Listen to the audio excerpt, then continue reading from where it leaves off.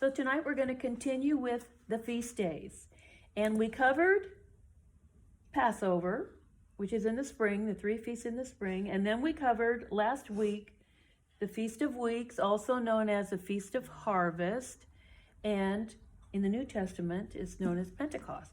So tonight we're going to start with the 3 feasts that are in the fall. And they're called tabernacles, but they're actually the Feast of Trumpets, which we're going to talk about tonight, and then the Day of Atonement, and then the Feast of Tabernacles. So I'm going to start with this Feast of Trumpets. This is Leviticus 23 through 25. And the Lord spake unto Moses, saying, Speak unto the children of Israel, saying, In the 7th month, in the 1st day of the month, shall ye have a Sabbath, a memorial of blowing of trumpets, a holy convocation. You shall do no servile work therein, but ye shall offer an offering made to the Lord by fire. So that's a pretty short description. This day for these people is in the 7th month, but God said this is going to be their new year. It's called Rosh Hashanah, and that means the beginning of the year. And then it's a Sabbath. Well, think about our New Year's Day. Think about how much fun it is. You got the Rose Parade, you got the football games. It's a happy day. And guess what? Nobody works. Everybody has a Sabbath. They get the day off. They're not working. And so it makes it fun. Hey, we're not working today. Well, that's just the way it was for them. This is a holy day.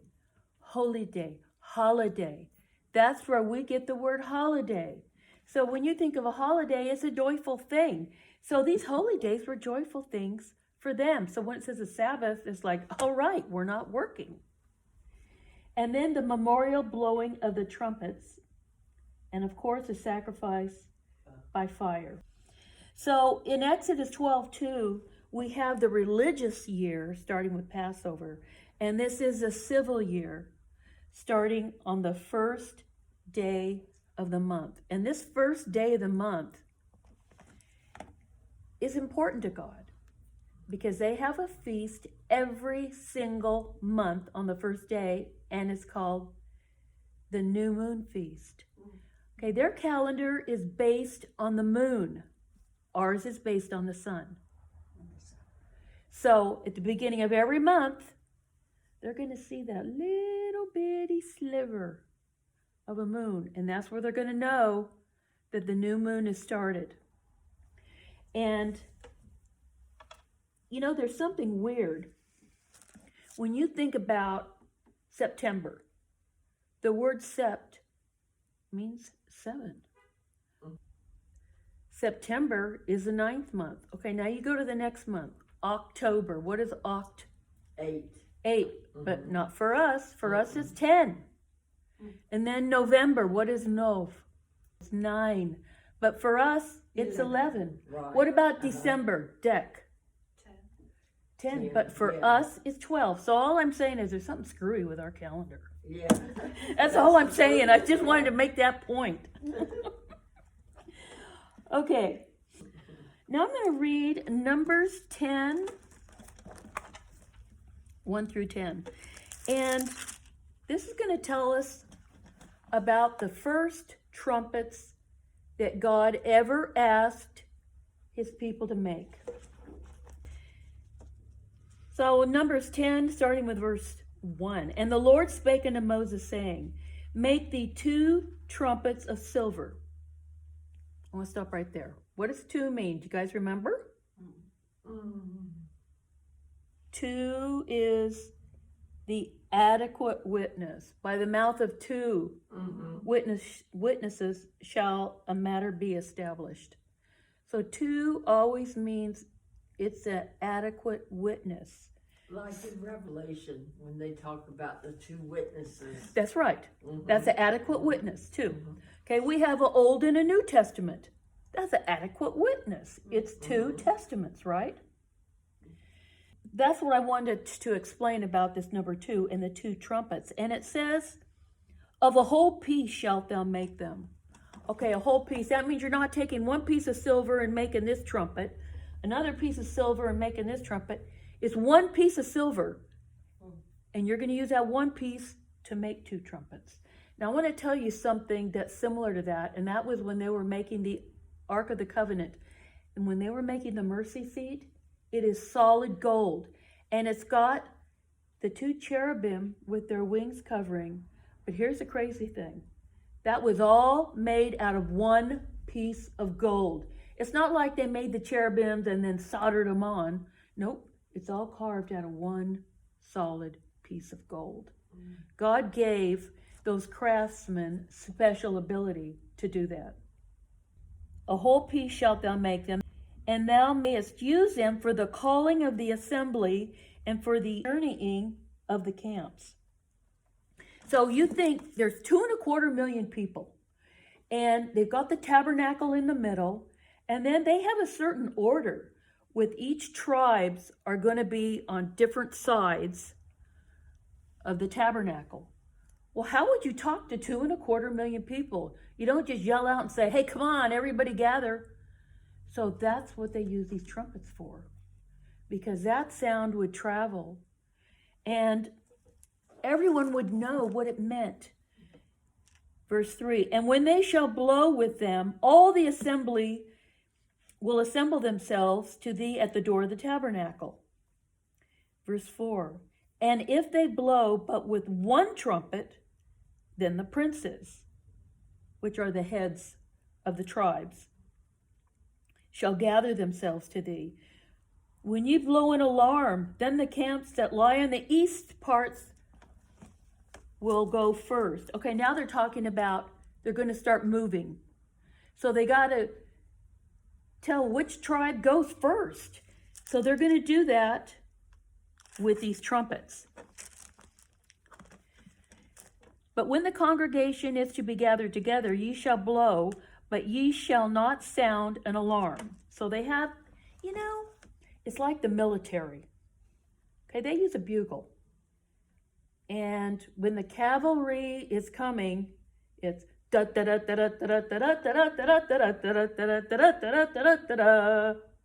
You know why? They're on horseback. And there's a lot of noise with horses. And so they blow that bugle and everyone knows it's charge. Now, I only know this because I watch a lot of old Westerns. So it's like when they do that bugle, whoever's in trouble is like, yay, the cavalry's coming, they're going to save us. But they use the same thing to notify. So think about it. They had 2 trumpets, so they could just blow one, or they could blow them together, or a long and a short. There's so many combinations. You could tell the people anything you needed to tell them. And then verse 8. And the sons of Aaron, the priest, shall blow with the trumpets. Okay, nobody else is allowed to blow those trumpets but the priest. And they shall be to you for an ordinance forever throughout your generations. And if you go to war in your land against the enemy that opposes you, ye shall blow an alarm with the trumpets. Now listen to this. And ye shall be remembered before the Lord your God, and ye shall be saved from your enemies. So just by blowing those trumpets, God's going to save them because they're being obedient. And in the day of your gladness, and in your appointed days, those are the feast days, and in the beginning of your months, those are the new moons, you shall blow the trumpets over your burnt offerings and over your sacrifices of your peace offerings, that they may be to you for a memorial before your God. I am the Lord your God. Do you guys remember when we were talking about Joshua and the walls of Jericho? Well, I'm going to refresh your mind, because this had something to do with trumpets. But by this time, they weren't just using those 2 silver trumpets. They were using was called the shofar, and it's a ram's horn because they needed more. So this is Joshua 6, and I'm going to start with verse 3. And these are orders that the Lord is giving. And ye shall march around the city, that's Jericho, all ye men of war, and go round about the city once. Thus, you're going to do that for 6 days. Isn't that weird that they're just going to walk around the city? I mean, how does that make walls fall down? And 7 priests, 7 means complete, shall bear before the ark 7 trumpets of ram's horns. That's the shofar. And the 7th day ye shall compass the city 7 times. Well, there's a lot of sevens here. And the priest shall blow with the trumpets. And what did God say before? When you blow the trumpets, I'm going to destroy your enemies. And this is what happens.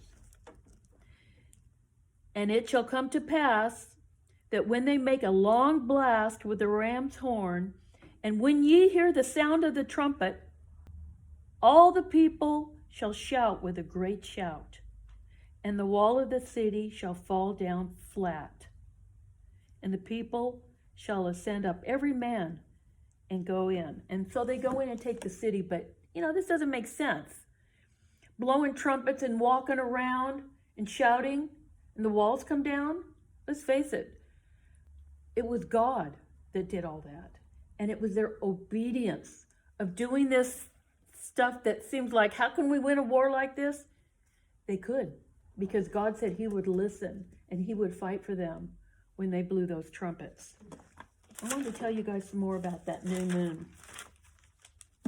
The Hebrew word for month literally means new moon, because you see, every month started with that little sliver. So they would have certain people who were appointed to just watch for the moon. And when they saw it, they would communicate, hey, it's a new moon. And then they would light fires. So everyone in the community would know that this was a day. And then they would blow the trumpets. Okay, I'm going to tell you something else. And this is Exodus 19, 9 through 19. Okay, there were times before these trumpets were made in the book of Numbers, the silver trumpets. And then after that, the shofars, and blah, blah, blah.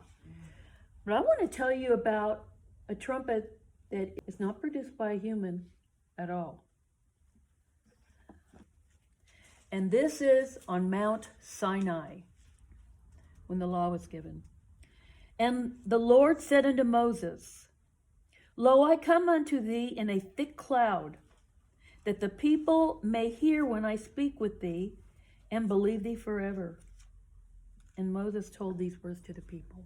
So what he's saying, I'm going to come in a cloud on this Mount Sinai, and I'm going to speak out loud, because I want these people to know that you're my friend. You're the one I'm going to talk to. So they better always listen to you, because they are going to hear this conversation that you and I have. Now I'm going to skip to verse 11. And be ready against the 3rd day. For the 3rd day the Lord will come down in the sight of all the people upon Mount Sinai. What does 3 mean? Anybody remember? Divine manifestation. So it's going to happen in 3 days. Yes, there will be a divine manifestation. The Lord is coming down to Mount Sinai. In verse 13, there shall not a hand touch it. I mean, you can't even touch the mountain when God is on it. But he shall surely be stoned or shot through, whether it be beast or man, it shall not live. Now listen to this. When the trumpet sounds long, they shall come up to the mount. Who's playing the trumpet? God is. It's God. That's right. And we're going to find some other places in the Bible where the trump of God is something that he uses to notify people. Look what he's doing right here. He's notifying 2.25 million people. I'm talking to Moses right here. So he says, when the trumpet sounds long, they shall come up to the mount. And Moses went down from the mount unto the people and sanctified the people, and they washed their clothes. And he said unto the people, be ready against the third day. Verse 16, and it came to pass on the third day in the morning that there were lightnings and thunders and a thick cloud upon the mount, and the voice of a trumpet exceeding loud, so that the people that was in the camp trembled. That scared them to death. Where's this trumpet coming from? It got louder and louder. And Moses brought forth the people out of the camp to meet with God. And they stood at the nether part of the mount, towards the end, and Mount Sinai was altogether on a smoke, because the Lord descended upon it in fire, and the smoke thereof ascended as the smoke of a furnace, and the whole mount quaked greatly. Verse 19, and when the voice of the trumpet sounded long and waxed louder and louder, Moses spoke, and then God answered him with a voice. So this was to prove to the people, hey, don't doubt Moses. He's actually speaking to God, and you're hearing it. And they heard that trumpet, and it really scared them. Now I'm going to go to Revelation. Do you remember that when the Apostle John wrote Revelation, he was on the island of Patmos, and the book of Revelation is the revelation of Jesus Christ to the Apostle John. That's why it's called Revelation. Christ revealed all these things to John. But listen to what John said. This is Revelation chapter 4, verse 1. After this I looked, and behold, a door was opened in heaven. The first voice which I heard was as it were a trumpet talking with me, which said, come up hither, and I will show you things that you must see hereafter. I'm going to tell you some more verses where we are hearing the trumpet of God. This is 1 Thessalonians 4:16. This is talking about the second coming of the Lord.